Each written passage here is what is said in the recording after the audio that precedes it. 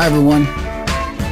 This is the first installment of the BodyMaster.com podcast. I'm your host, Ron Russell, and I'm here with Dallas McGillivray, my trusty sidekick. Heyo. Today, what we're going to do is we're going to be going through a Q&A type format. I've had some people write in some questions, and we're going to go through those and try and answer them the best we can, and hopefully you'll get some good information that you can use in your own weight loss and fitness endeavors. So Dallas, who do we have first? Well, Ron, our first question comes in from Esther in Houston.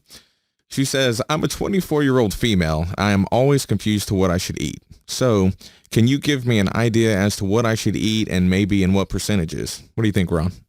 Yeah, sure. Okay, Esther, what you want to do is you want to start off with, looking at your macronutrients, protein, fats, carbs. When we look at proteins, we want to, stay in the range of about 25 to 35% protein. We want to have our fats in the 20 to 30%, and we want to have our carbs at, 40% or less. That's quite a bit of carbs, isn't it, Ron?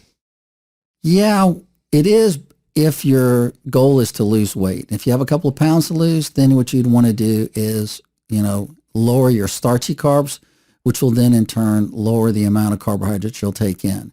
And the type of carbs you want to stick with outside of starchy carbs would be green leafy vegetables, cruciferous vegetables like broccoli, cauliflower, and the like. And then on your proteins, you want to stay with lean proteins, the proteins you'd find in, say, grass-fed beef, and you want to stick to the beef that has the word loin in it, like tenderloin and sirloin, and even New York strip is a loin. And you can also go with flank steak and round steak. Those are also lean forms of beef as well. And then there's you can eat, and then there's eggs, of course, but you want to use free-range eggs, not just the regular stuff you get at the grocery store. And then you want to get some fish would be good. You could go with salmon, also tilapia, tuna, and the like, and you'll get your good omega-3s from that. And then you can also get game meats, and then you have your poultry, which would be, chicken, turkey, and the like. From there, we get into fats. And the fats that you should look at is you want to get in as much of your omega-3s versus omega-6. Today, Americans on average, they eat a 20-to-1 ratio of omega-6 to omega-3. That's incredible. Yeah, it's pitiful. And then, a good ratio would be getting it to a 4-to-1, which is, pretty good. Awesome would be 1-to-1. And that's what, our paleo ancestors would eat, because they ate a lot of game meats, they ate a lot of fish, and that kind of thing. And that's what one should strive for. It's hard to do in this day and age, but that would be a pretty cool goal. 4-to-1 would be a heck of a lot better, though, than the 20-to-1 ratio that we see today. It's a lot healthier. Well, that's great. So, Esther, if you're listening, I hope that answers your question. So let's go next to Lori in Houston, who says, I'm a 52-year-old female who works out regularly and would like to know, what should I eat before and after I work out? What do you think, Ron? Yeah, this is a question I get asked pretty often, and it's one I share with my clients, on a daily basis. We're always looking for better ways to perform in the weight room and then what to do after you get out of the weight room. I always recommend if they start out with some type of carbohydrate, 60 to 90 minutes before they work out. It could be, a banana or two. It could even be some oatmeal or something along that line. A good, nice carbohydrate, not, don't drink a soda or something like that. That would be a really poor choice. And it would just spike your insulin levels and leave you high and dry in the middle of your workout. And then after you finish your workout, you want to take in a protein source. And a pretty fast-acting one would be a whey protein powder. You can bring in something like that. Or if you'd rather, you can go with a lean protein source like one of the types of meats I was mentioning or fish I mentioned earlier. Those are great choices also. Or, if you want to scramble up some eggs, rock and roll. Go with it. Just get a protein source in after your workout. And that's what you need to do, Lori. All right, Lori, I think that basically sums that question up. This next one is interesting. This one comes to us from Wayne in Philly, who says, first, I am a 65-year-old smoker. Ooh. I drink alcohol daily. Ooh. And I do not exercise. This said, do you know of any insurance company that would cover me? Ron, what do you think about this? In a word, no. In 2 words, hell no. But what I will say to Wayne is, why don't we work on getting off the smokes and let's curtail the drinking and let's get on a workout program. What do you say? That would be my recommendation. And once you're doing those kind of things, then finding an insurance company might be just a tad bit easier than what it seems to be these days. And plus, you're going to feel better, look better, and you're going to smell better without those smokes. Woo. All right, Wayne. Well, we're going to consider that question your first step forward in getting information on your health. All right. All right. So back to the real questions. This is Cindy in Chicago. I'm a 32-year-old female. How can I reduce the fat on my tummy, thighs, and the butt? The butt. It's always the butt and the tummy and the thighs. What you need to do is, earlier I was talking about types of foods to eat, lean proteins and types of carbohydrates and so on and so forth. And did you say how much she weighed there by any chance? Ron, women typically don't disclose that information, and neither did Cindy. Well, I'm used to them telling me in the studio. So, all right, Cindy, I guess you didn't want on the airways. We'll let you off the hook this time. Absolutely. Okay, here we go. We'll assume that if you're asking this question, it must be a real problem. So here's the recommendation. If you listen to what I said earlier about what kind of proteins to take in, lean proteins, omega-3s, get those in with your fats, and keep your carbs lower. For you, what I'd recommend is, screwing down those carbs a little tighter and stick to the cruciferous and leafy vegetables and such. And try and get in about 6 servings of those a day with your lean protein. Use protein shakes to supplement. I don't know what your weight and height and age, I know your age is 32, but, so I can't really make a significant suggestion on how much calories you should eat a day. But I can say that if you could take your weight, if you were to say eat about 100 grams of protein for your meal and then key everything off of that. So you could, calculate out, if 1 gram equals 4 calories. And so that would be 400 calories from your protein. And then you could, calculate out for your fats and then for your carbohydrates from there. And you should end up in, somewhere between 12 to 1,600 calories. And that would put you on a lower calorie intake. And then I would highly recommend that you get into the gym, find you a trainer who'll kick your ass. I'm kidding on that, but truly what you need to do is you need to get in and start working out. You need to look at getting some cardio in, and once your fitness level is picked up enough, start doing some high intensity intervals and make sure you do some strength training because that's where you're going to get some real, benefits from. And even start doing some functional type training where you're doing some, mountain climbers and, push-ups. And you may say, man, I can't do push-ups. You probably can off of a wall or a countertop or something like that though. And then, move on from there into where you can do, greater degrees and a greater amount of work. And as you do that, your metabolism is going to increase and your fat's going to come off. And as it happens, because this is the truth, you cannot spot reduce. It just doesn't work that way.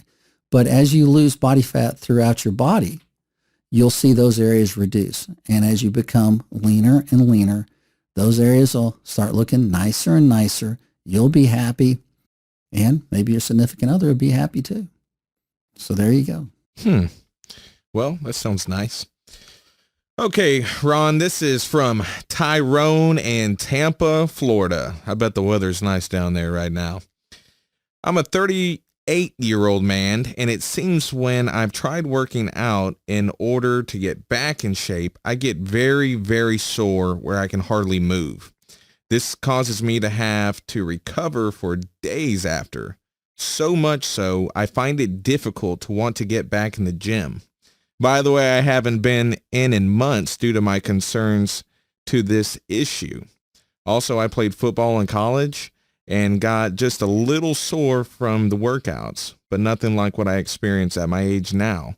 So my question is, how can I get back to working out regularly without getting so sore? What I find is the athletes back in the day in their glory days of the gridiron and things like that, they did some pretty tough workouts. And Tyrone, I bet you fit that pistol real well too. The truth is though, when you go back to the gym, just by the questions you're asking and your explanations there, I could put money on the fact that what you're doing is you're just way overdoing it. You're going too heavy. You're trying to do what you did back in college and high school, which by the way, it's been a minute since you've been there. And so what my recommendation would be that you start low and slow. And what I mean by that is the first time you go in, maybe just do a simple upper body workout and just do one set. Don't do multiple sets. If the weight feels, heavy, it's probably too heavy. Back it off. Don't go, well, this isn't too bad. I think I can do more weight. That's when you're going to get in trouble. But just do enough to wake up everything, get your connective tissue starting to work. And then as time progresses, as you move through the fitness continuum, you're going to be able to do a greater amount of weight, a greater number of sets, and you'll be able to continue with very limited soreness. In fact, for me, if I train a client and their first time in and when they come back for their second session, I always ask, were you very sore from that workout? If their response is, oh yeah, man, I hurt so bad I could hardly move the next day, then I know I failed. I failed at my job. 'Cause let's face it, my job is to help you get from, A to Z as quickly as possible and do that with safety. When you go in and just go balls to the wall and you're, doing as much weight as you can, as many sets as you can, and so on and so forth in your first workout, well, I can assure you, you're going to be really sore and you cause other problems on other levels. Like, you suppress your immune system. You can end up with picking up the nearest bug and then you're sick, and that's going to screw up your workout program. You can even, because your connective tissue is not ready for that kind of work, the rigors of that, you can tear something. You could tear a tendon, you can tear a ligament. I mean, you could really blow something out. And I can promise you, if you do that, you're not going to be working out. You're going to be rehabbing for a while, which, that's not what you're in it for. When I'm hearing Tyrone, you just want to be able to get back to working out and then, without getting so sore. So remember, low and slow, baby. Low and slow. That's a very, very good tip of advice. Okay, Ron, it looks like this is coming in from Mary in Reno, Nevada, who says, I'm 43 years old and 5'3" and 160 pounds. My boyfriend is 46 years old, 5'11" and 237 pounds, and we want to know, is eating a low-carb diet a good way to lose weight? Well, yes and no. I mean, there's so much hype about low carb these days. And is it the be-all, end-all? It depends. But I can say, Mary, you at 160 pounds and 5'3", yeah, you know that you've got some pounds to lose. And your boyfriend at his height, I think you said 5'11", right, Dallas? That's correct. Okay, at 237 pounds. Well, yeah, you guys got some weight to lose. I mean, he should probably be at his height in the 180s to 190s, and you probably around the 130s. And if you're looking at that, then how do we get there? And how do we do it as quickly as possible? Well, if you're eating a lot of carbs, then you need to reduce the carbs. And really what we need to look at is, you hear a lot about ancestral eating, paleo eating, low carb eating, that kind of thing. Well, right. Yeah. So really what the deal is that you have a lot of people eating, that's the type of carbs that they're eating as well.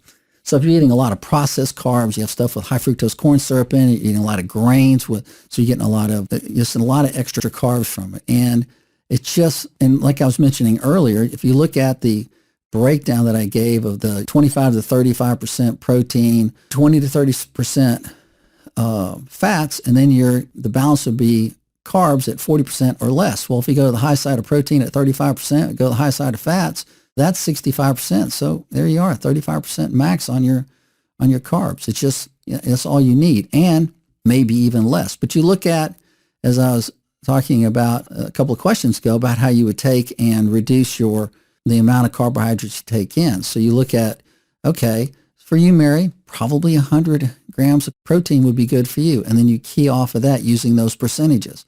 And the same thing would be true for your boyfriend. Now, he wouldn't be eating 100 grams. He needs to pick it up a little bit, maybe in the 140 to 160 range, something like that. And then once you do that, you can figure out the percentages I gave earlier and how you can put that together to have the right combination of foods. Yeah, my philosophy is that, using ancestral or a paleo or a low carb diet plan is a good plan, especially for folks that, need to lose weight. If your body fat percentage is, over 25%, then yeah, you're definitely going to be needing to go extremely low carb and stay away from starchy carbs, eat a lot of vegetables, stay lean on your fruits, and eat your lean protein sources. That's going to be a critical component. And once you've gotten your body fat down below 25%, you're approaching into the 15 to 25%, then you can slowly reintroduce some carbohydrates. Slowly, though. That's a critical component there. And when you're doing this, you need to also add exercise in. I've been talking about that all the way through here, and that's a really serious part of the program. You need to get some cardio in. You need to get some strength training in, maybe do some functional type training, some body weight training, that kind of stuff. And you can even incorporate the body weight in with your training, and you can even do some with your cardio. You can do kettlebell swings, that kind of thing. There's just a myriad of things you can do in the gym. And I'd recommend get you a trainer who can help you get things, lined out. And then also where you guys can work out together as a team. That'll make it more fun. It'll be more high energy. And you know what? That will increase your results. So with that, that's how I'd answer that question. The last thing I'd like to share, because that I think does that wrap up our Q&A part there?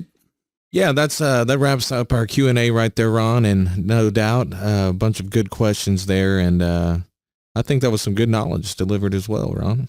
Cool. I'm going to add one last piece here, and it has to do with using the cold to help you lose body fat. I just, did a piece on that on my YouTube channel as well, but I think I want to clarify it a little further here. And what I'm talking about here is there's an effect that happens called thermogenesis. And when you get the body cold, it innervates starts a part of your body fat, which is brown body fat, to start working. And that is a type of fat that is used to warm the body. And it's just recently, come into our knowledge, scientist knowledge and stuff, that, they always thought that we had only brown fat when we were small. Well, actually, we have it our whole life. And if we were able to innervate that, we can cause ourselves to burn a lot more fat, and we can do it without even lifting a thing or really even changing our diet much. But if you add those other components, which I highly recommend you do, then you can exaggerate your results in a large way. And so you'd say, well, how the heck do I do this? Well, there's a couple of different ways. One is just do something simple, like when you're taking your shower in the morning, getting ready for work and what have you. At the very end of your shower, turn the water down cold, start getting it colder and colder, and get it as absolutely as cold as you can stand it. Down here in Texas in July, though, that didn't get very cold. So right now it's pretty nice, but as far as how cold you can get it. But you start putting that water around your neck and your chest and your back and around your love handles, guys. And what'll happen is you'll turn on the brown fat. And now I'm sure that you guys out there have experienced at times when you've gotten really cold, and then you get out of the cold and you start warming up, you start feeling this real warm feeling glowing through your body. Well, that is brown fat turned on. And you know what? It uses white fat as fuel. That's a pretty cool deal.